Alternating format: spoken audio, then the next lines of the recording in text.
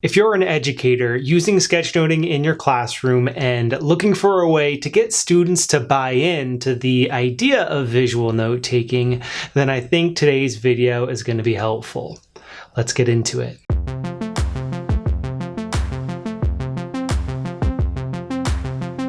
Welcome to Verbal to Visual. My name is Doug Neill, and one of the things that I do here is help teachers and parents introduce their students or children to the idea of sketchnoting and help them start developing these skills for their own learning, both inside of school and outside of school, this year, next year, and in the years to come. Because I really do believe that this is a lifelong skill that's worth developing at any age. One of the particular challenges, though, that teachers face is getting students to buy in, to even want to learn this particular skill, especially once they get past the stage at which drawing comes naturally. Once drawing starts to be seen as something that's an art form, as opposed to something that we all can do fairly naturally, that we've grown up doing and that you can continue doing to help you be a better learner and problem solver and storyteller. So the particular activity that I'd like to share today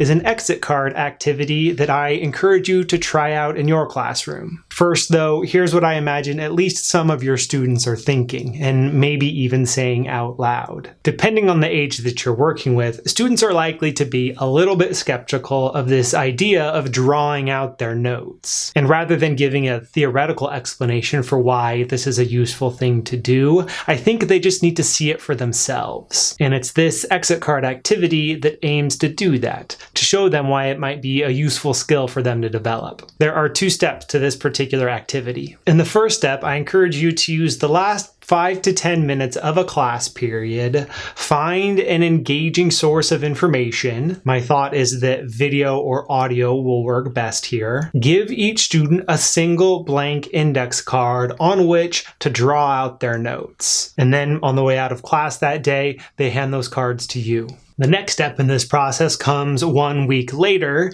and it's important that students don't know that this step is coming. Once about a week has passed, hand back each index card to its creator, and then have each of them write out what they can remember based on what they see on that card. They do this individually first, but then you can have a class discussion about how it went. The hope being that at least some students will be surprised how much they could remember based on the rough and simple drawings that they made on those index cards. If all goes well, then you might be able to help those students who were at first skeptical come to realize that drawing out their notes, even in a simple form, is actually really helpful. And even if that's not the case, even if students don't get here, this type of reflecting on the way they took notes, seeing what they remembered and what they didn't, that's going to help them realize what type of learner they are and what type of note-taking works best for them. This could even be a semi-recurring activity that you do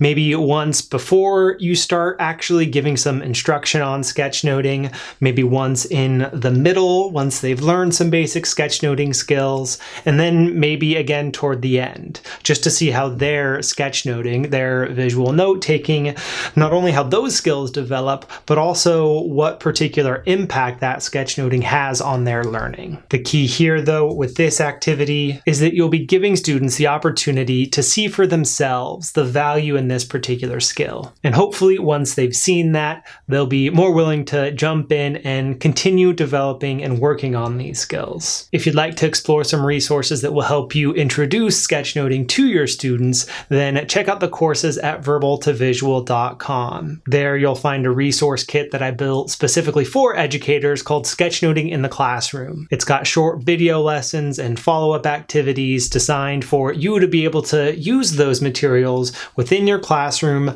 right before you jump into the particular content that you're teaching that day. So take a look at those and do let me know if you try out this particular exit card activity. I'd love to hear how it goes. Thanks for watching, and I'll see you again in the next video. Till then.